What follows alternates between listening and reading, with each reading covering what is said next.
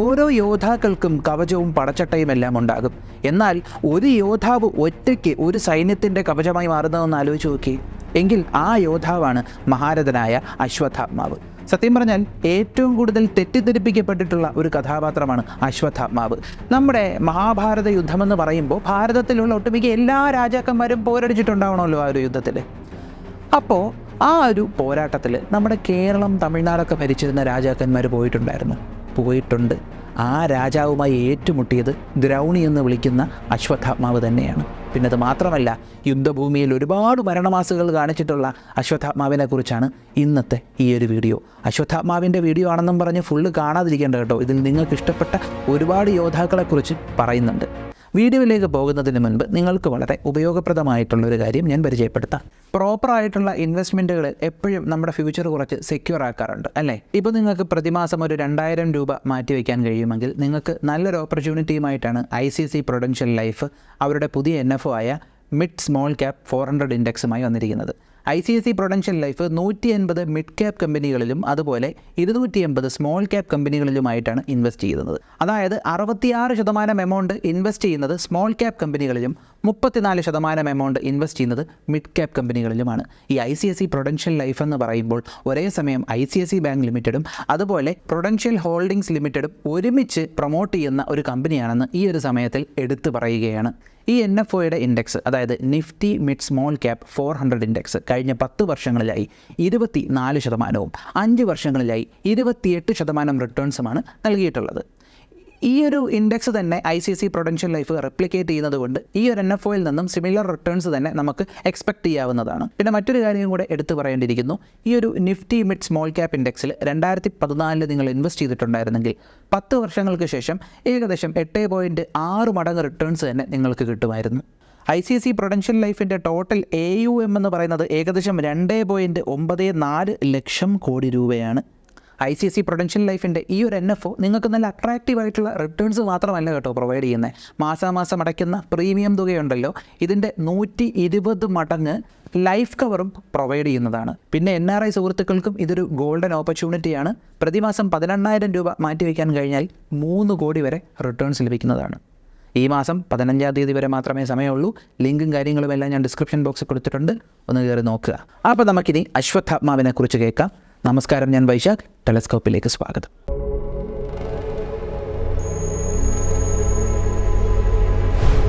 കർണന് കവചമുണ്ട്, എന്നാൽ കുരുക്ഷേത്ര ഭൂമിയിൽ എൻ്റെയർ കൗരവർക്ക് കവചമായി മാറിയ ഒരാളാണ് അശ്വത്ഥാമാവ്. ഇങ്ങനെ പറയാനുള്ള കാരണം എന്തെന്നറിയോ? ഒരുപാട് സ്ഥലങ്ങളിൽ അശ്വത്ഥാമാവ് ഓടി നടന്ന് കൗരവരെ രക്ഷിച്ചിട്ടുണ്ട്. ഒരുപക്ഷെ ചില സ്ഥലങ്ങളിൽ കൗരവർക്ക് മുന്നിൽ അശ്വത്ഥാമാവ് എത്തിയിട്ടില്ലായിരുന്നുവെങ്കിൽ കൗരവ പടയിലുണ്ടായിരുന്ന ഒട്ടുമിക്ക പ്രമുഖന്മാരായിട്ടുള്ള ഒരുപാട് യോദ്ധാക്കളും മഹാരഥന്മാരും ഒരുപക്ഷെ മരിച്ചു വീണിട്ടുണ്ടായിരിക്കണം.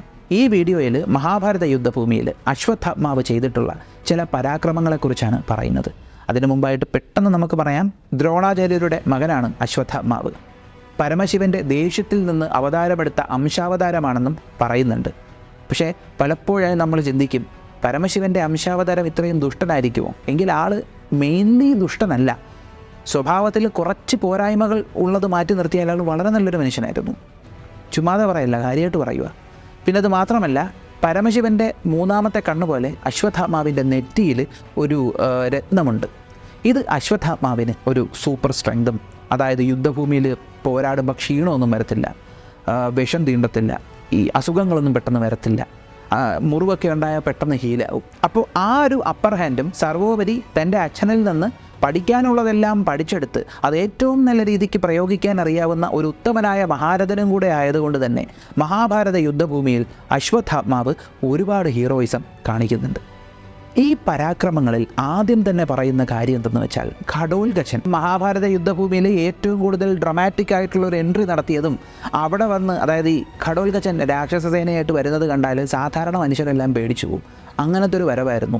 അപ്പോൾ അത്രത്തോളം ഇമ്പാക്റ്റ് ചുരുങ്ങിയ സമയം കൊണ്ട് യുദ്ധഭൂമിയിൽ ക്രിയേറ്റ് ചെയ്യാൻ കഴിഞ്ഞ ഘടോൽകചനെ മൊത്തം 3 തവണയാണ് അശ്വത്ഥാമാവ് പരാജയപ്പെടുത്തുന്നത്. ഇതിലേറ്റവും കൂടുതൽ എടുത്തു പറയേണ്ട ഒന്നെന്ന് പറയുമ്പോഴത്തേക്കും ഈ ഘടോൽകചൻ്റെ എൻട്രിയാണ്. നമുക്ക് കുറച്ച് കഴിഞ്ഞിട്ട് പറയാം. ആദ്യം ഇത് തന്നെ പറയാം. അശ്വത്ഥാമാവിന് മുന്നിൽ, അതായത് ഇവിടെ നിൽക്കുന്ന കൗരവസേനയ്ക്ക് മുന്നിൽ ഒരുപാട് മായാപ്രയോഗങ്ങൾ രാക്ഷസനായിട്ടുള്ള ഘടോൽകചൻ ചെയ്യുകയുണ്ടായി. ഈ മായാപ്രയോഗത്തിന് മുന്നിൽ കൗരവസേന അന്തമിട്ട് നിന്നപ്പോഴത്തേക്കും അശ്വത്ഥാത്മാവിന് മനസ്സിലാക്കാൻ കഴിഞ്ഞു ഇത് മായാപ്രയോഗമാണെന്ന്. കടോൽഗജൻ എയ്യുന്ന ഓരോ വസ്ത്രങ്ങളും അറുത്ത് മുറിച്ചുകൊണ്ടിരുന്ന ദ്രൗണിയുടെ ദേഷ്യത്തിൻ്റെ പുറത്ത് വീണ്ടും ഒരു മായാപ്രയോഗം കടോൽഗജൻ കാണിക്കുകയുണ്ടായി. അത് ഒരു ഗംഭീരമായിട്ടുള്ള മായാപ്രയോഗമാണ്. യുദ്ധഭൂമിയിൽ ഒരു മലയായിട്ടങ്ങ് നിന്നു, ഒരു മല ക്രിയേറ്റ് ചെയ്തു യുദ്ധഭൂമിയിൽ.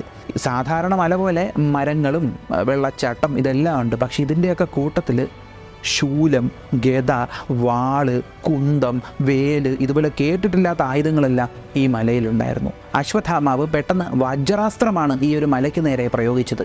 ചുരുങ്ങിയ സമയം കൊണ്ട് തന്നെ വളരെ കഷ്ടപ്പെട്ട് ഘടോൽഗജൻ ചെയ്ത ഈ ഒരു മായാപ്രയോഗം അവിടെ നിഷ്ഫലമാക്കിയ അശ്വത്ഥാമാവ്. ഇത് കണ്ട ഘടോൽഗജന് ദേഷ്യം വന്നിട്ട് ഈ യുദ്ധഭൂമി മുഴുവനും കാർമേഘം നിറച്ചു. കാർമേഘം നിറച്ചിട്ട് അവിടെ നിന്ന് ഉരുണ്ട കല്ലുകൾ മഴ പെയ്യുന്നത് കണക്ക് ദ്രോണാചാര്യരുടെ മകന് നേരെ അയച്ചു, അതായത് അശ്വത്ഥാത്മാവിന് നേരെ അയച്ചു. എന്നാൽ കാർമേഘമാണല്ലോ വന്നത്, ആ കാർമേഘം മാറ്റുവാനായിട്ട് ബുദ്ധിമാനായിട്ടുള്ള ദ്രൗണി ആ സമയത്ത് വായവ്യാസ്ത്രം പ്രയോഗിച്ചു. ഇതെല്ലാം കണ്ട ഘടോൽഗജന് ഒരുപാട് ദേഷ്യമാണ് അശ്വത്ഥാത്മാവിനോടുണ്ടായത്. എന്നാൽ ഘടോൽഗജനുമായിട്ടുള്ള ഏറ്റുമുട്ടലുകളിൽ അശ്വത്ഥാത്മാവിൻ്റെ ഹീറോയിസം ഏറ്റവും കൂടുതൽ വിളിച്ചു പറയുന്ന ഒന്നാണ് ഘടോൽഗജൻ്റെ യുദ്ധഭൂമിയിലോട്ടുള്ള എൻട്രി. അതായത് ഭീമൻ്റെ ആജ്ഞപ്രകാരം ഘടോൽഗജൻ തൻ്റെ രാക്ഷസപ്പടയുമായിട്ട് യുദ്ധഭൂമിയിലോട്ട് വരുന്ന ആ കാഴ്ച കണ്ടിട്ടുണ്ടല്ലോ, മനുഷ്യരായിട്ടുള്ളവർ ബോധം കിട്ടുമോ? അങ്ങനത്തെ വരവായിരുന്നു. കാരണം മെയിനായിട്ട് ഈ രാക്ഷസപ്പടയിൽ ഉണ്ടായിരുന്ന രാക്ഷസന്മാർ വിരൂപികളായിരുന്നു. വല്ലാത്ത രൂപം, ദംഷ്ട്രങ്ങളും നീണ്ട നാക്കുകളും ഇന്നേ വരെ കണ്ടിട്ടില്ലാത്ത ആയുധങ്ങളും നീളമുള്ള വാളും വലിയ ഗദകളും കല്ലും കുറേമാരും മരവും പൂഴ്തെടുത്തുകൊണ്ട് വരുന്നുണ്ട്.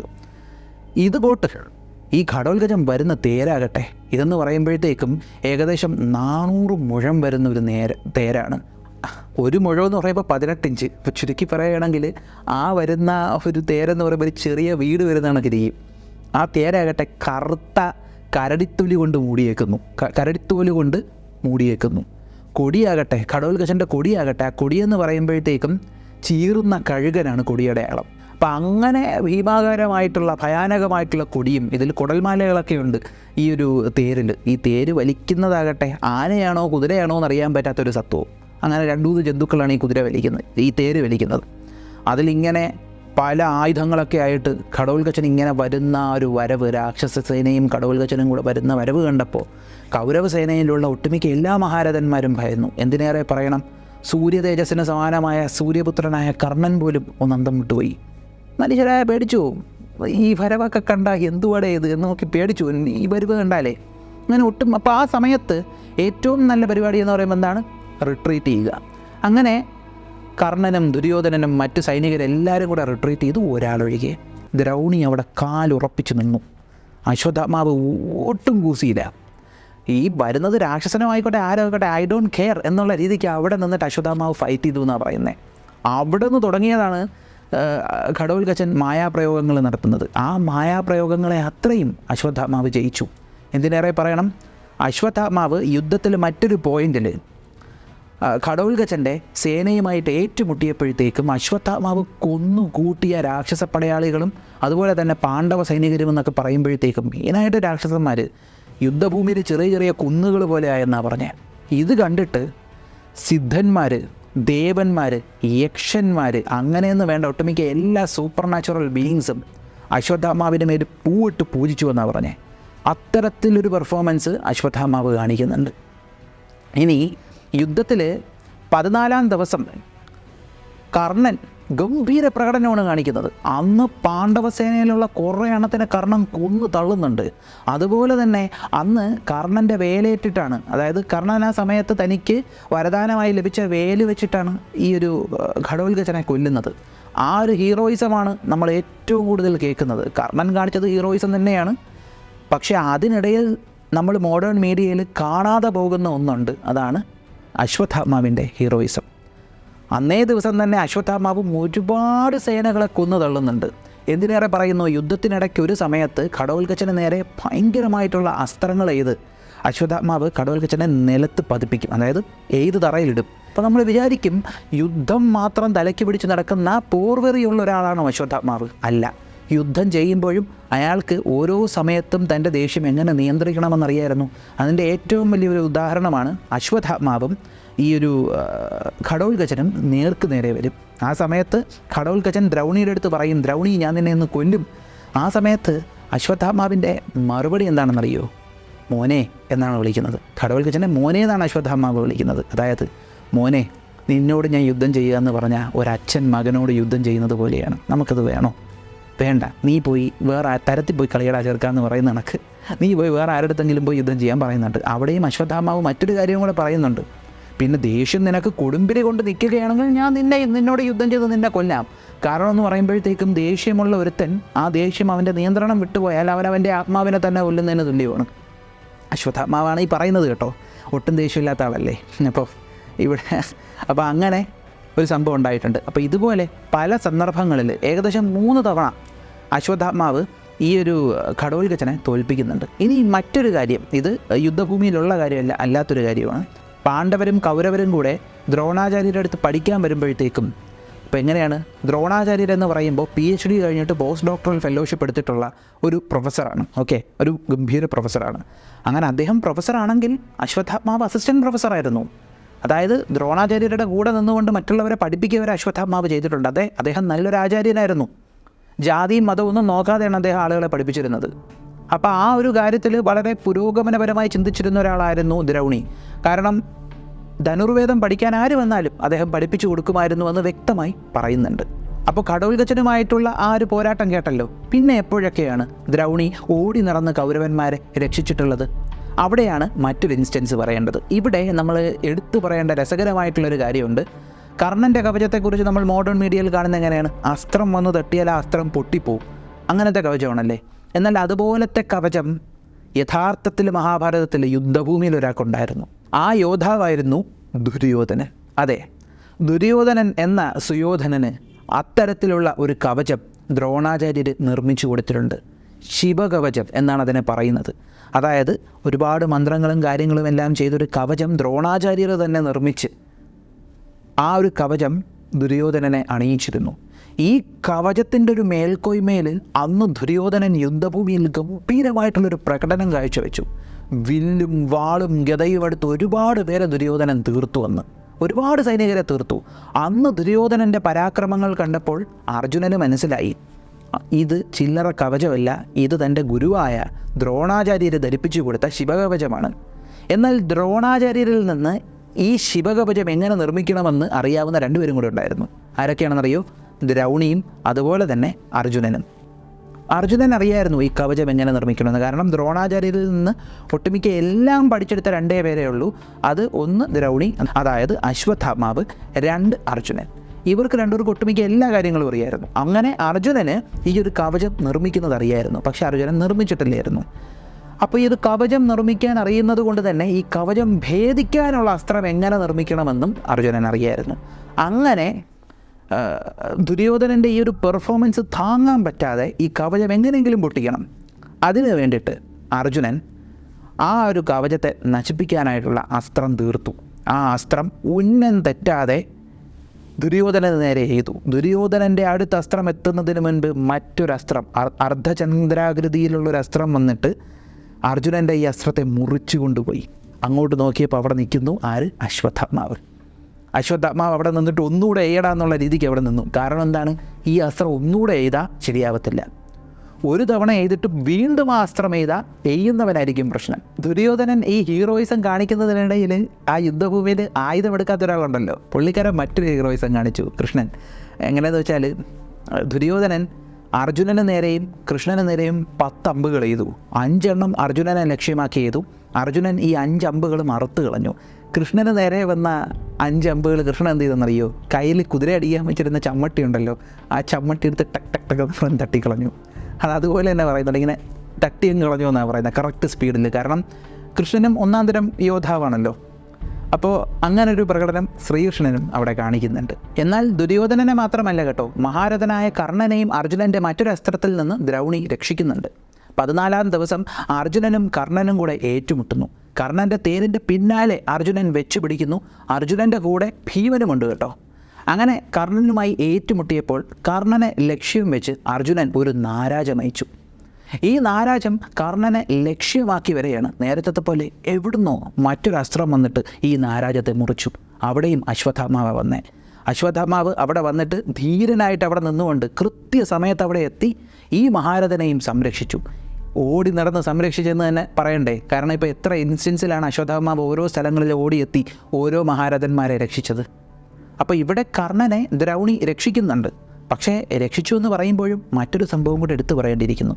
ഒരിക്കൽ കൗരവന്മാരുടെ മിലിറ്ററി ക്യാമ്പിൽ വെച്ചിട്ട് കർണൻ കൃപാചാര്യരെ അപമാനിക്കുകയുണ്ടായി. ഈ കൃപാചാര്യരെന്ന് പറയുമ്പോൾ ദ്രൗണിയുടെ അമ്മാവനാണ്.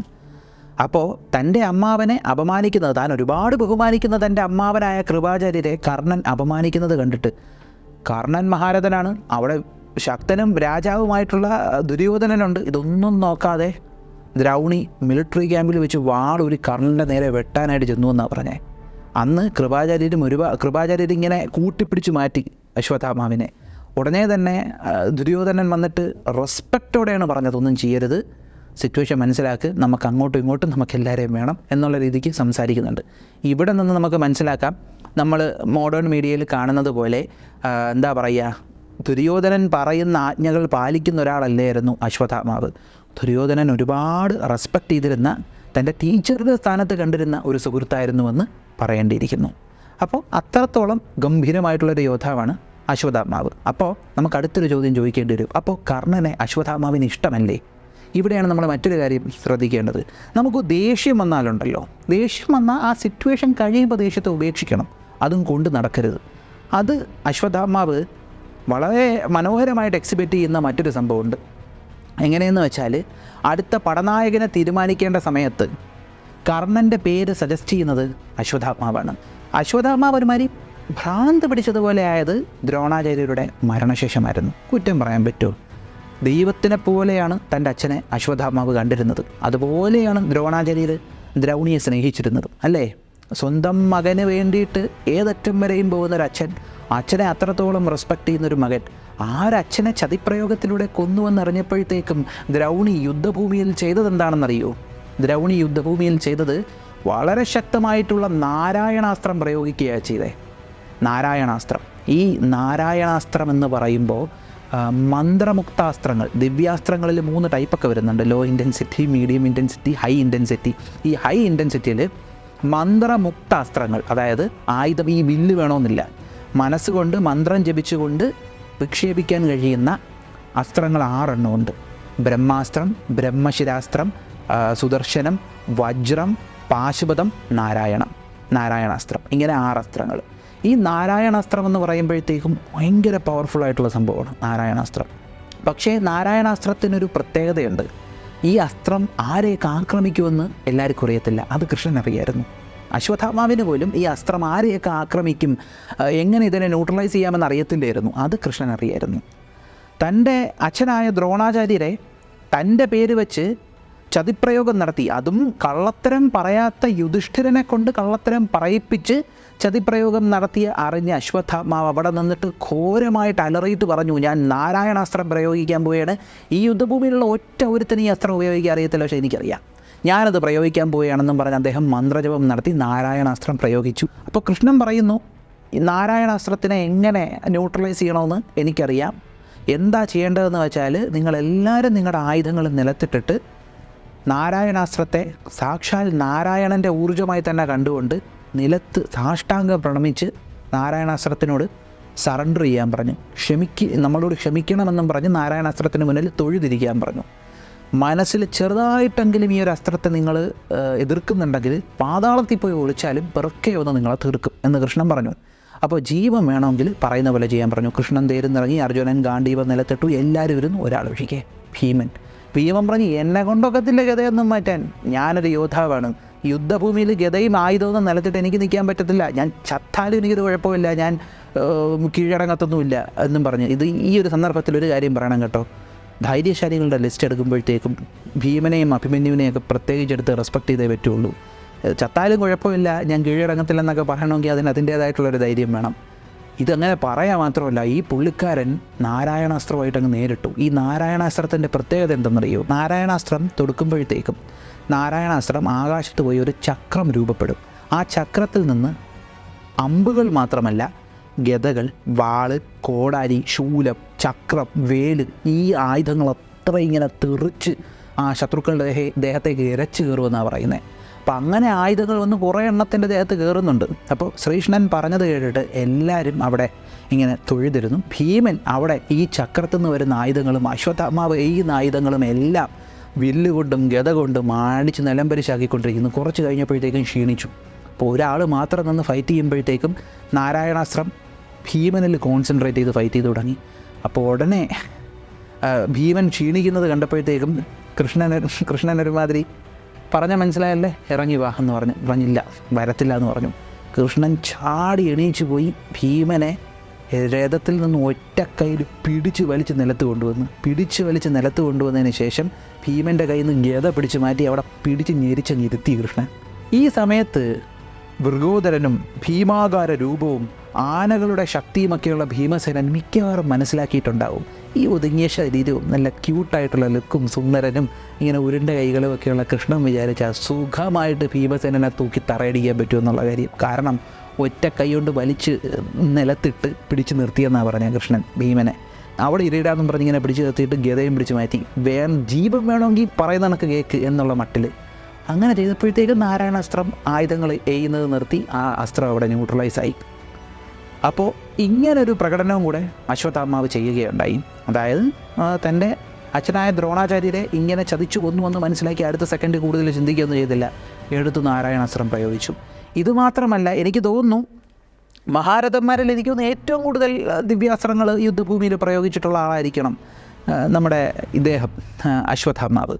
കാരണം എന്ന് പറയുമ്പോഴത്തേക്കും മറ്റൊരു ഇൻസ്റ്റൻസ് ഇതെന്ന് പറയുമ്പോഴത്തേക്കും നിങ്ങൾ എന്താ പറയുക, കുറച്ച് ഡ്രമാറ്റിക്കായിട്ട് ഞാൻ പറയാം. എങ്ങനെയെന്ന് വെച്ചാൽ, പോരാട്ടം ഇങ്ങനെ മുറുകിക്കൊണ്ടിരിക്കുന്ന സമയം, യുദ്ധഭൂമിയിൽ പോരാട്ടം മുറുകിക്കൊണ്ടിരിക്കുന്ന സമയം, ഈ സമയത്ത് അർജുനൻ തനിക്ക് നേരെ വരുന്ന ഓരോ അസ്ത്രങ്ങളും എയ്ത് മുറിച്ചിടുന്നു. പല മഹാരഥന്മാരെ ഒരേ സമയത്ത് നിന്ന് പോരടിച്ചു കൊണ്ടിരിക്കുന്നു അർജുനൻ.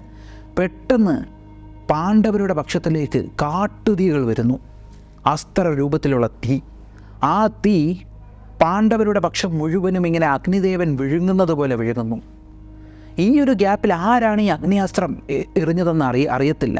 കാരണം ആ രീതിക്ക് ഈ ഒരു തീ അങ്ങ് പടരുക. എങ്ങനെയെന്ന് വെച്ചാൽ, ഈ അഗ്നിക്ക് മുന്നിൽ സൂര്യൻ്റെ ആ ഒരു തിളക്കം കുറഞ്ഞു പോകുന്നു എന്ന് തോന്നുന്ന രീതിക്ക് അഗ്നി പഞ്ചപാണ്ഡവന്മാരുടെ ആ ഒരു അക്ഷൗഹിണി സൈന്യത്തിന് നേരെ ഇരച്ചു കയറുന്നു.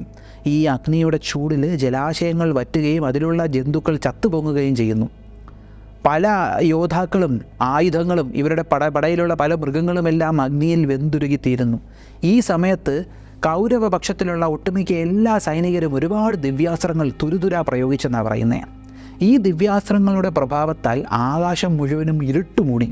ഇവിടെ പാണ്ഡവപക്ഷത്ത് കത്തുന്ന അഗ്നി മാത്രമുണ്ട്. ആരാണ് ഈ അഗ്നിയാസ്ത്രം തൊടുത്തതെന്നറിയാൻ വയ്യ. അങ്ങനെ അർജുനൻ എന്ത് ചെയ്തു? ബ്രഹ്മാസ്ത്രം പ്രയോഗിച്ചു. അർജുനൻ ബ്രഹ്മാസ്ത്രം പ്രയോഗിക്കുകയോ? അതെ, അർജുനൻ ബ്രഹ്മാസ്ത്രം പ്രയോഗിച്ചിട്ടുണ്ട്. ഇതെന്ന് പറയുമ്പോഴത്തേക്ക് ഒട്ടുമിക്ക എല്ലാ ആളുകൾക്കും ഉള്ളൊരു കൺഫ്യൂഷനാണ്. ബ്രഹ്മാസ്ത്രം എന്ന് പറയുമ്പോഴത്തേക്കും എന്താ പറയുക, നമ്മുടെ ഈ അറ്റോമിക് ബോംബുമായിട്ട് കമ്പയർ ചെയ്യുന്നത് ബ്രഹ്മാസ്ത്രമാണ്.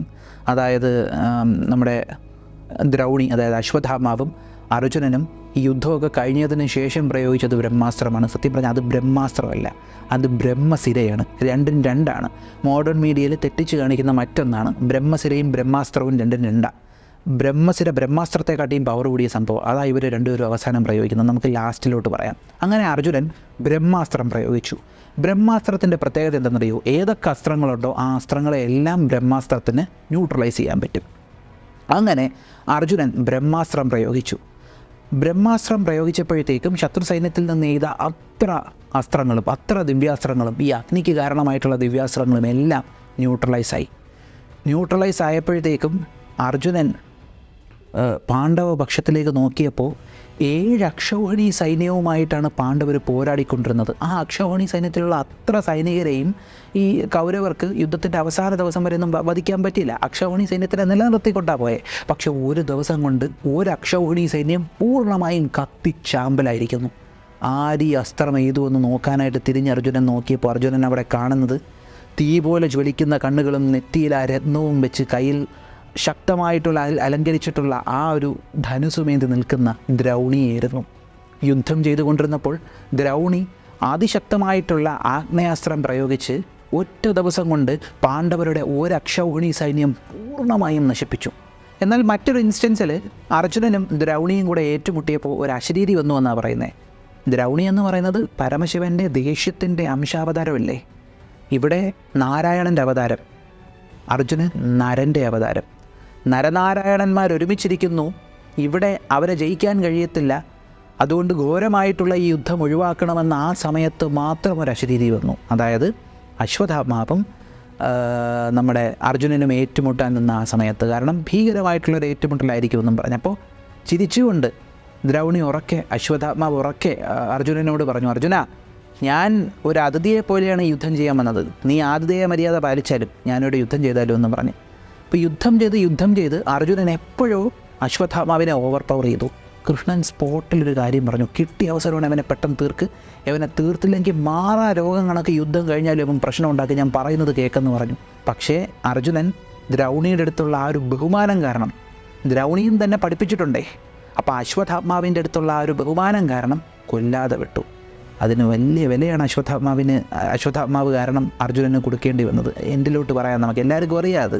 ഈ ഫൈറ്റിന് ശേഷമുള്ളൊരു സംഭവത്തിൽ നമ്മൾ ഒരുപാട് കാലമായി ചിന്തിച്ച് വെച്ചേക്കുന്ന ഒരു തെറ്റിദ്ധാരണ മാറ്റുന്നൊരു കാര്യവും കൂടെയുണ്ട്.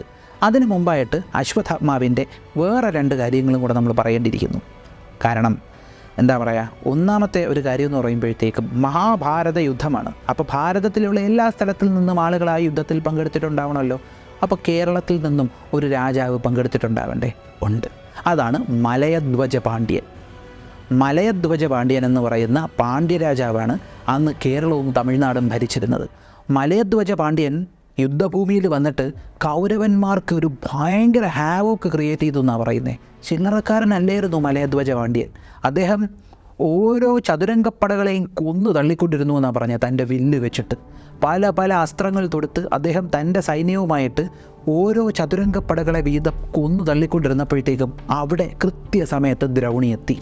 അശ്വത്ഥാമാവ് വന്നിട്ട് ഇദ്ദേഹവുമായിട്ട് ഫൈറ്റ് ചെയ്ത് തുടങ്ങിയെന്ന് പറയുമ്പോഴത്തേക്കും അശ്വത്ഥാമാവിന് ഈ ഫൈറ്റിൻ്റെ ഇടയിൽ ഭയങ്കര ഒരു ബഹുമാനമാണ് മലയധ്വജ പാണ്ഡ്യനോട് തോന്നിയത്. കാരണം അശ്വത്ഥാമാവ് എയ്യുന്ന ഓരോ അമ്പുകളും മലയധ്വജ പാണ്ഡ്യൻ വളരെ വിദഗ്ധമായിട്ട് മുറിച്ചിട്ടുകൊണ്ടിരുന്നു. അന്ന് അശ്വത്ഥാമാവും മലയധ്വജ പാണ്ഡ്യനും കൂടെ ഏറ്റുമുട്ടിയപ്പോൾ മലയധ്വജ പാണ്ഡ്യന് നേരെ അശ്വത്ഥാമാവ് അയച്ച അമ്പുകൾ എത്രയായിരുന്നെന്നറിയോ? 8 കാളവണ്ടികൾ കെട്ടി വലിക്കാൻ പറ്റുന്ന അത്രത്തോളം അമ്പുകളാണ് മലയധ്വജ പാണ്ഡ്യൻ എന്ന് പറയുന്ന കേരളവും തമിഴ്നാടും ഭരിച്ചിരുന്ന ആ രാജാവിന് നേരെ അശ്വത്ഥാമാവ് എയ്തത്. ഇതിൻ്റെ കൂട്ടത്തിൽ അശ്വത്ഥാമാവിൻ്റെ മറ്റൊരു കാര്യവും കൂടെ നമ്മൾ പറയേണ്ടിയിരിക്കുന്നു. നമ്മളൊരു സിനിമയിൽ കേട്ടിട്ടുണ്ട്, എന്താണ്, 100 പേരെ കൊല്ലുന്നവൻ വീരൻ, എന്നാൽ 5 ഇന്നസെൻ്റ് ആയിട്ടുള്ള ആളുകളുടെ ജീവൻ രക്ഷിക്കുന്നവൻ ദൈവമാണെന്ന്. അല്ലേ? സിനിമ ഏതാണെന്ന് മിക്കവർക്കും മനസ്സിലായിട്ടുണ്ടോ? ഒന്ന് കമൻറ്റ് ചെയ്തേക്കുക. അപ്പോൾ അങ്ങനെ പ്രവർത്തിക്കുന്നവനാണ് ഒരു ഉത്തമനായിട്ടുള്ള ഒരു യോദ്ധാവ്, ഉത്തമനായിട്ടുള്ള ഒരു വ്യക്തി, അല്ലേ? കൗരവപക്ഷത്തിൽ അങ്ങനെ പെരുമാറിയ ഒരാളായിരുന്നു അശ്വത്ഥാമാവ്. വിശ്വസിക്കാൻ പറ്റുന്നുണ്ടോ? യുദ്ധത്തിൽ ഒരു സമയം എത്തിയപ്പോഴത്തേക്കും അശ്വത്ഥാമാവ് ദുര്യോധനൻ്റെ അടുത്ത് ചെന്നിട്ട് പറഞ്ഞു, ദുര്യോധന, ഞാൻ പറഞ്ഞ നീ വ്യക്തമായിട്ട് കേൾക്കണം, ഈ യുദ്ധം ഇനി മുന്നോട്ട് കൊണ്ടുപോയാൽ തീരും, എല്ലാം മുച്ചൂട് മുടിയും, ഈ പാവം സൈനികർ അത്ര പേരും ചത്തുപോകും, നമ്മുടെ കൂടെ വന്ന കുറേ രാജാക്കന്മാർ തീർന്നു, ബാക്കിയുള്ളവരെങ്കിലും തിരിച്ചു പോട്ടെ, എന്തിനീ വൈരാഗ്യം? ഈ വൈരാഗ്യം നമുക്ക് വിടാം, ഞാൻ എൻ്റെ ദേഷ്യം വിടാം, നമുക്ക് ഈ യുദ്ധം മതിയാക്കാം. ഞാനിത് പേടിച്ചിട്ടല്ല പറയുന്നത്, കാരണം നിനക്കറിയാമല്ലോ, ഞാനും എൻ്റെ അമ്മാവൻ കൃപാചാര്യരും നമ്മളെ കൊല്ലാൻ പറ്റത്തില്ല, നമ്മൾ നിന്ന് ഫൈറ്റ് ചെയ്യും. പക്ഷെ തൽക്കാലത്തേക്ക് നമുക്ക് ഈ യുദ്ധം നിർത്താം. നീ ഒന്നും മൂളിയാൽ ഞാൻ പോയി അർജുനനോട് സംസാരിക്കാം, ഞാൻ പറഞ്ഞാൽ അവൻ മതിയാക്കും, കാരണം അവൻ എന്നെ അത്രയ്ക്ക് റെസ്പെക്റ്റാണ്. ഞാൻ പറഞ്ഞാൽ അർജുനൻ യുദ്ധം നിർത്തും. ഞാൻ തന്നെ ചെന്ന് ദുര്യോധനൻ്റെ അടുത്തും പറയാം, യുധിഷ്ഠിരൻ്റെ അടുത്തും പറയാം. യുധിഷ്ഠിരൻ്റെ അടുത്ത് ഞാൻ പറഞ്ഞാൽ യുധിഷ്ഠിരനും ആ സമയത്ത് അനുസരിക്കും. കാരണം എന്താണ്, ജനങ്ങളുടെ ക്ഷേമവും രക്തം ചിന്താതെ സമാധാനം കൊണ്ടുവരുന്നതിലും ഒരുപാട് താല്പര്യപ്പെടുന്ന ഒരാളാണ് യുധിഷ്ഠിരൻ. യുധിഷ്ഠിരൻ പറഞ്ഞാൽ ഭീമൻ നിന്നോളും, അല്ലാതെ അവൻ ആര് പറഞ്ഞാലും കേൾക്കത്തില്ല. ഭീമൻ അടങ്ങിയാൽ ബാക്കി 2 സഹോദരന്മാരും അടങ്ങിക്കൊള്ളും. പിന്നെ വാസുദേവൻ ശ്രീകൃഷ്ണൻ, അദ്ദേഹം വൈരാഗ്യമേ കൊണ്ട് നടക്കാത്ത ആളാണ്. ഒന്ന് പറഞ്ഞാൽ മതി യുദ്ധം നിർത്താനായിട്ട്, നിർത്തിക്കൊള്ളും. നീ ഒരു വാക്ക് പറ, കർണനെയും ഞാൻ പറഞ്ഞ് പിന്മാറ്റാം, നീ ഒരു വാക്ക് പറ, നമുക്കിത് നിർത്താം, കാരണം ഇത് സർവ്വനാശത്തിലേക്കാണ് പൊയ്ക്കൊണ്ടിരിക്കുന്നത്. ഇത് കേട്ട് ദുര്യോധനൻ പറഞ്ഞു, എൻ്റെ സഹോദരൻ ദുശാസനൻ്റെ നെഞ്ചടിച്ച് പൊളിച്ച് അവൻ രക്തം കുടിക്കുന്നതിന് മുൻപ് ഭീമൻ പറഞ്ഞ കുറച്ച് കാര്യങ്ങൾ എൻ്റെ ചെവിയിൽ കിടന്നിങ്ങനെ മുഴങ്ങിക്കൊണ്ടിരിക്കുക, എനിക്കതൊക്കെ ആലോചിച്ചിട്ട് ജീവിക്കാൻ പോലും പറ്റത്തില്ല ദ്രൗണി, ഏറ്റുമുട്ടിയേ പറ്റുള്ളൂ. കർണൻ അർജുനനെ തീർക്കും, അവൻ ശ്രേഷ്ഠനാണ്, അവരേറ്റുമുട്ടും, നമ്മൾ ഈ യുദ്ധമായിട്ട് മുന്നോട്ട് തന്നെ പോകണം, അല്ലാതെ എനിക്ക് പറ്റത്തില്ല എന്ന് സുയോധനൻ പറഞ്ഞു. ക്ഷത്രിയൻ്റെ ധർമ്മം യുദ്ധം ചെയ്യുക എന്നുള്ളതാണ്. പക്ഷേ ഫർദർ രക്തം ചിന്താതെ ഇതെല്ലാം അവസാനിപ്പിക്കാം എന്ന് അശ്വത്ഥാത്മാവ് പറയുന്നൊരു സെക്ഷനുണ്ട്. നമുക്ക് വിശ്വസിക്കാൻ കഴിയത്തില്ല, പക്ഷേ ആ മനുഷ്യൻ അങ്ങനെ പറയുന്നുണ്ട്. ആ മഹാരഥൻ താൻ ഒരുപാട് റെസ്പെക്ട് ചെയ്ത തൻ്റെ അച്ഛനൊക്കെ മരിച്ചു പോയിട്ടാണ് അശ്വത്ഥാത്മാവ് അത് പറയുന്നത്. എന്നാൽ ഇവിടെ വെച്ച് ഇവിടെ കഴിഞ്ഞതിന് ശേഷമാണ് ഇദ്ദേഹത്തിൻ്റെ കൺട്രോൾ മൊത്തത്തിൽ അങ്ങ് പോകുന്നത്. അച്ഛൻ മരിച്ച ദേഷ്യം, തൻ്റെ കൂട്ടുകാർ പോയ ദേഷ്യം, പിന്നെ എന്താ പറയുക, ഭീമൻ തന്നെ കൊല്ലുമെന്നുള്ള പേടി, ഇതെല്ലാം കിടക്കുന്നത് കൊണ്ട് ആ ഒരു ക്രൂരമായിട്ടുള്ള പ്രവൃത്തി അശ്വത്ഥാത്മാവ് ചെയ്യുകയാണ്. ബ്രഹ്മശിര പ്രയോഗിച്ചു. നമ്മൾ മോഡേൺ മീഡിയയിൽ ബ്രഹ്മാസ്ത്രം എന്നാണ് കേൾക്കുന്നത്, പക്ഷേ ബ്രഹ്മാസ്ത്രമല്ല, അതിനെക്കാട്ടിയും വിനാശകാരിയായിട്ടുള്ള ബ്രഹ്മശിര എന്ന് പറയുന്ന അസ്ത്രമാണ് അശ്വത്ഥാത്മാവ് അവിടെ പ്രയോഗിക്കുന്നത്. അപ്പോൾ ബ്രഹ്മശിര പ്രയോഗിക്കാൻ ഒരുങ്ങിയപ്പോഴത്തേക്കും ബ്രഹ്മശിര ഇയാൾ ലക്ഷ്യം വയ്ക്കുന്നത് എൻ്റെ പാണ്ഡവരെ നശിപ്പിക്കണമെന്നുള്ള രീതിക്കാണ്. അർജുനനോട് കൃഷ്ണൻ പറഞ്ഞു, ഈ ബ്രഹ്മശിര നീ ന്യൂട്രലൈസ് ചെയ്തില്ലെങ്കിൽ അർജുന നിൻ്റെ കുലം മുടിയും, അതുകൊണ്ട് വളരെ ക്രൂരമായിട്ടുള്ള പരിപാടി നീ ചിലപ്പോൾ ചെയ്യേണ്ടി വരുമെന്ന് പറഞ്ഞു. പെട്ടെന്ന് അർജുനൻ തേരിൽ നിന്നിറങ്ങി തൻ്റെ ഗാന്ധീപം എടുത്തിട്ട് അവിടെ ബ്രഹ്മശിര ആവാഹിച്ചിട്ട് പറഞ്ഞു, അസ്ത്രം കൊണ്ട് തന്നെ ന്യൂട്രലൈസ് ആവട്ടെ, അസ്ത്രം കൊണ്ട് തന്നെ ശമിക്കട്ടെ എന്ന് പറഞ്ഞുകൊണ്ടാണ്, മന്ത്രം ജപിച്ചാണ് ഈ അസ്ത്രം അയക്കാൻ ഒരുങ്ങിയത്. അങ്ങനെ അർജുനൻ അസ്ത്രം വിട്ടു, ദ്രൗണിയും അസ്ത്രം വിട്ടു. അപ്പം ഈ സമയത്ത് ഈ അസ്ത്രം രൂപപ്പെട്ട് ലോഞ്ച് ചെയ്യപ്പെടുന്ന ആ ഒരു സമയത്ത് അവിടെ 2 മുനിശ്രേഷ്ഠന്മാരെത്തി. ആരാണ്? കൃഷ്ണദ്വൈപായൻ എന്ന് പറയുന്ന വേദവ്യാസനും നാരദമുനിയും. ഇവർ രണ്ടുപേരും കൂടെ അവിടെ വന്നിട്ട്, എന്താണ് നിങ്ങൾ കാണിക്കുന്നത്? നിങ്ങൾക്കറിയത്തില്ല, 2 ബ്രഹ്മശിരകൾ ഏറ്റുമുട്ടിയാൽ അവിടെ 12 കാലം മഴ പെയ്യത്തില്ല, അവിടെ ഒന്നും കിളിക്കത്തില്ല, ഒരു കുരുപ്പ പോലും അവിടെ മുളയ്ക്കത്തില്ല, നിങ്ങൾക്കറിയത്തില്ല, നിങ്ങൾ എന്തായി കാണിക്കുന്നത്? അപ്പോൾ ഇതൊക്കെ ചോദിച്ചു. അർജുനനോട് പറഞ്ഞു, നീ ചെയ്യുന്നതിൻ്റെ തീവ്രത എന്തെന്ന് നിനക്കറിയാമോ? അപ്പോൾ പറഞ്ഞു, വേറൊരു നിവൃത്തിയില്ലാതെ ചെയ്തതാണ്, പക്ഷെ അങ്ങയുടെ ഉത്തരവ് ഇതാണെങ്കിൽ ഞാൻ തിരിച്ചു പിടിക്കാം. കാരണം എന്താണ്, അസ്ത്രം ഏറ്റുമുട്ടിയാൽ നമുക്ക് മാത്രമല്ല ഇവിടുത്തെ അത്ര ജനങ്ങൾക്കും ബുദ്ധിമുട്ടല്ലേ, ദൈവം നോയിക്കൊള്ളും എന്ന് പറഞ്ഞുകൊണ്ട് അർജുനൻ തൻ്റെ ബ്രഹ്മശിര തിരിച്ചു പിടിച്ചു. അങ്ങനെ ചെന്നിട്ട് അശ്വത്ഥാമാവിനോട് പറയുന്നു, നീ ദ്രോണാചാര്യരുടെ മകൻ തന്നെയല്ലേ, നീ എന്തോ ആയി കാണിക്കുന്നത്? അപ്പോഴാണ് പറയുന്നത്, ഭീമനിൽ നിന്ന് എനിക്ക് എൻ്റെ പ്രാണൻ രക്ഷിക്കണം, ഇവർ ചെയ്തു കൂട്ടിയത് ചില്ലറ പരിപാടികളൊന്നുമല്ല, അത്രത്തോളം വിനാശം സൃഷ്ടിച്ചേ, ഈ അസ്ത്രം ഞാൻ തിരിച്ചു പിടിക്കാനൊന്നും പോകത്തില്ല. മെയിനായിട്ട് തിരിച്ചു പിടിക്കാൻ പാടാണ്, കാരണം അത്രയും അശ്വത്ഥാത്മാവിൻ്റെ ഊർജ്ജം പോയി, തിരിച്ചു പിടിക്കാനും അദ്ദേഹത്തിന് അറിയത്തില്ല, പ്രോപ്പറായിട്ട് തിരിച്ചു പിടിക്കാൻ പറ്റത്തില്ല അദ്ദേഹത്തെ കൊണ്ട്. ഇത് പോകുന്നത് പാണ്ഡവരുടെ ഗർഭത്തിലേക്കാണ്, എനിക്കതിലൊന്നും ചെയ്യാൻ കഴിയത്തില്ല എന്ന് പറഞ്ഞു. അപ്പോൾ പറഞ്ഞു, നീ ഈ അസ്ത്രം തിരിച്ചു പിടിക്കണം. അപ്പോൾ എന്നെക്കൊണ്ടത് പറ്റത്തില്ല. ദ്രൗണി പറഞ്ഞു, ഈ ഒരു യുദ്ധം കാരണം കൗരവർക്കും പാണ്ഡവർക്കും അവർക്ക് കിട്ടേണ്ട സ്വർണവും രത്നവും ഒക്കെ കിട്ടി, പക്ഷെ അതിനെക്കാട്ടിയും ദിവ്യമായിട്ടുള്ള രത്നമാണിത്, ഇത് ഞാൻ കൊടുക്കണമെന്നാണ് അങ്ങയുടെ ആജ്ഞയെങ്കിൽ ഞാൻ കൊടുക്കാം. പക്ഷേ ഞാനിത് കൊടുക്കുന്നത് എൻ്റെ ആത്മാവുമായിട്ട് ചേർന്ന് കിടക്കുന്ന ഈ ഒരു സംഭവത്തെ, ഇത് കൊടുക്കുന്നതിൽ എനിക്ക് ഒരുപാട് ബുദ്ധിമുട്ടുണ്ട്, പക്ഷേ അങ്ങയുടെ ആജ്ഞയാണെങ്കിൽ ഞാൻ സ്വമേധയാ അത് കൊടുക്കാം എന്ന് പറയുന്നുണ്ട്. പക്ഷേ ഈ ഒരു ബ്രഹ്മശിരാസ്ത്രം ഉത്തരയുടെ ഗർഭത്തിൽ തന്നെ പതിച്ചു. അവിടെ അത്രയും വളരെ ക്രൂരമായിട്ടുള്ളൊരു പ്രവൃത്തി അവിടെ അശ്വത്ഥാത്മാവിൻ്റെ ഭാഗത്തു നിന്ന് ഉണ്ടായി. പക്ഷേ കൃഷ്ണൻ തൻ്റെ യോഗിക് പവർ കൊണ്ട് ആ കുഞ്ഞിന് വീണ്ടും ജന്മം കൊടുത്തു. അവന് പരീക്ഷിത്ത് എന്ന് പേര് വിട്ടു. എന്നിട്ട് നേരെ അവിടെ ഒരു റിയാക്ഷനും ഇല്ലാതെ നിന്ന ദ്രൗണിയുടെ മുഖത്ത് നോക്കി കൃഷ്ണൻ പറഞ്ഞൊരു കാര്യമുണ്ട്, നീ ചെയ്ത ഈ പ്രവൃത്തി അതിൻ്റെ തീവ്രത എത്ര വലുതാണെന്ന് നിനക്ക് മനസ്സിലാകത്തില്ല, അതുകൊണ്ട് തന്നെ ഞാൻ നിന്നെ ശപിക്കുകയാണ്. അങ്ങനെ ആ ഒരു ഭയങ്കര ഘോരമായിട്ടുള്ള ശാപം കൊടുക്കുന്നുണ്ട്. നിനക്ക് നീ രക്തവും ഇതുമെല്ലാം പുഴുത്തറച്ച് നീ നടക്കും, ആളുകളുള്ള സ്ഥലത്ത് നിനക്ക് ഇരിക്കാൻ പറ്റത്തില്ല, നിനക്ക് പീഡം കിട്ടത്തില്ല, ആരും കാണാതെ ഒളിച്ചു നടക്കേണ്ടി വരും, നീ ആളുകൾക്കിടയിലേക്ക് നിനക്ക് വരാൻ പോലും കഴിയത്തില്ല, നീ കാലാകാലങ്ങൾ ഇങ്ങനെ അലഞ്ഞു തിരിഞ്ഞ് നടക്കും, നീ ചിരഞ്ജീവിയായിട്ട് ഇത് അനുഭവിച്ചുകൊണ്ടിരിക്കും എന്ന് പറയുന്നുണ്ട്. ചിരഞ്ജീവി എന്ന് പറയുന്ന ഒരു ശാപം കൊടുക്കുന്നുണ്ട്. പക്ഷേ ഇവിടെ വ്യക്തമായിട്ട് വ്യാസമഹാഭാരതത്തിലേക്ക് പോവുകയാണെങ്കിൽ 3000 കൊല്ലം എന്നാണ് പറയുന്നത്. 3000 years, 3000 കൊല്ലം പുഴുത്തറച്ച് നീ ആരുടെയും അടുത്ത് പോകാൻ കഴിയാതെ ഇങ്ങനെ നീ നടക്കേണ്ടി വരുമെന്നാണ് പറയുന്നത്. ആ ഒരു 3000 കൊല്ലം, 3000 years ഒന്ന് കണക്കായിട്ടെടുത്താൽ ആ ശാപത്തിൻ്റെ കാലാവധി ഇപ്പോൾ തീർന്നിട്ടുണ്ടാവണം നമ്മളിപ്പോൾ നോക്കുകയാണെങ്കിൽ. കാരണം BC കഴിഞ്ഞ് AD ആയപ്പോഴത്തേക്കും മിക്കവാറും അശ്വത്ഥാമാവിന് കിട്ടിയിട്ടുള്ള ആ ശാപത്തിൽ നിന്ന് അശ്വത്ഥാത്മാവിന് മോക്ഷം കിട്ടിയിട്ടുണ്ടാവണം. അതായത് ഈ പുഴുത്തറച്ച ആളുകളുടെ മുമ്പ് വരാൻ പറ്റാതെ നിനക്ക് നടക്കേണ്ടി വരുമെന്ന് പറഞ്ഞ ആ ഒരു ശാപമേ, ആ ശാപത്തിൽ നിന്നും അശ്വത്ഥാത്മാവിന് മോചനം കിട്ടിയിട്ടുണ്ടാവണം. കാരണം 3000 വർഷം എന്നാണ് കൃഷ്ണൻ പറഞ്ഞത്. അപ്പോൾ മിക്കവാറും ആ ഒരു ശാപമോക്ഷം AD ആയപ്പോൾ അശ്വത്ഥാത്മാവിന് കിട്ടിയിട്ടുണ്ടാകണം മഹാഭാരതം പ്രകാരം. അപ്പോൾ ഇതാണ് ധീരനായിട്ടുള്ള അശ്വത്ഥാമാവിനെ കുറിച്ചിട്ടുള്ള നമുക്ക് മോഡേൺ മീഡിയയിൽ കാണാൻ കഴിയാത്ത ചില സംഭവങ്ങൾ. ഇത്രത്തോളം ഗംഭീരനായിട്ടുള്ള ഒരു യോദ്ധാവായിരുന്നു. അതേ സമയത്ത് തന്നെ ഒരുപാട് സൽക്കർമ്മങ്ങളും ഇദ്ദേഹം ചെയ്തിട്ടുണ്ട്. ഇതാണ് അശ്വത്ഥാമാവിനെ കുറിച്ചുള്ള കഥ. പിന്നെ ഞാൻ ആദ്യം പറഞ്ഞ NFO ഉണ്ടല്ലോ, Nifty mid small cap 400 index, അതിൻ്റെ കാര്യം മറക്കണ്ട. ഈ ഒരു NFOയുടെ സ്റ്റാർട്ടിങ് NAV എന്ന് പറയുന്നത് വെറും 10 രൂപയാണ്. പിന്നെ അത് മാത്രമല്ല, നേരത്തെ പറഞ്ഞ പ്രത്യേകതകൾക്ക് പുറമേ ATC പ്രകാരമുള്ള ടാക്സ് ബെനിഫിറ്റുകളും അതുപോലെ 2.5 ലക്ഷം വരെ ആനുവൽ പ്രീമിയം ഉള്ളവയ്ക്ക് 1010D പ്രകാരമുള്ള ടാക്സ് ബെനിഫിറ്റുകളും ലഭിക്കുന്നതാണ്. ഈ മാസം 15-ാം തീയതി വരെ മാത്രമേ സമയമുള്ളൂ. ലിങ്കും കാര്യങ്ങളും എല്ലാം ഞാൻ ഡിസ്ക്രിപ്ഷൻ ബോക്സിൽ കൊടുത്തിട്ടുണ്ട്, ഒന്ന് കയറി നോക്കുക. ഈ ഒരു വീഡിയോ നിങ്ങൾക്ക് ഇഷ്ടമായെന്ന് വിശ്വസിക്കുന്നു. നിങ്ങളുടെ അഭിപ്രായങ്ങളൊന്ന് കമൻറ്റ് ചെയ്തേക്കുക. നമ്മുടെ ചാനലിലേക്ക് നിങ്ങൾ ആദ്യമായിട്ടാണ് വരുന്നതെങ്കിൽ ഒന്ന് സബ്സ്ക്രൈബ് ചെയ്തേക്കുക. നമ്മുടെ ചാനലിലെ കണ്ടൻറ്റുകൾ നിങ്ങൾക്ക് ഇഷ്ടപ്പെടുന്നുണ്ടെങ്കിൽ നിങ്ങളുടെ ബന്ധുമിത്രാദികൾക്കും പറ്റുമെങ്കിൽ ശത്രുക്കൾക്കും അയച്ചു കൊടുക്കുക. മറ്റൊരു വീഡിയോയിൽ മറ്റൊരു കണ്ടൻറ്റുമായി കാണുന്നത് വരെ ബൈ.